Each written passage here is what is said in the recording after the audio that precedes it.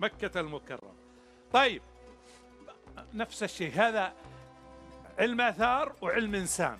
غدير شهير، غدير يعني الغدير غير المستنقع وغير البحيرة وغير الشعيب وغير التلعة، صح؟ غدير شهير يقع على وادي لية، وادي لية اللي بالطايف، وتغنى به الفنان السعودي طلال مداح في أغنية ليت وصلك يعود. هل هذا الغدير اسمه غدير العشاق أم غدير البنات أم غدير الحوية؟